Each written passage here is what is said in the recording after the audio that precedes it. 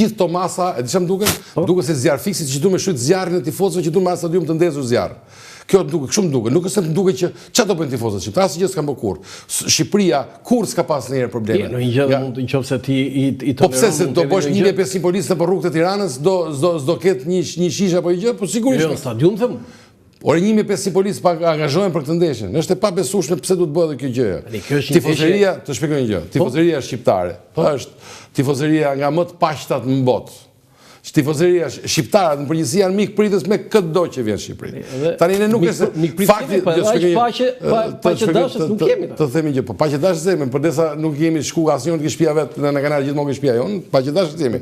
Ajo që duhet të thonë është që nuk ka pse Shqipëria, tifozëria shqiptare të penalizohet kaq shumë, të konsiderohet kaq e rrezikshme, vetëm për shkakun se në Serbi serbët janë shumë të poshtë dhe shumë të këqij tifozëria më e keqe e futbollit evropian. Nuk është ky motivi. Se ata janë të shumë të këqij, ti angazhon 1500 forca policie.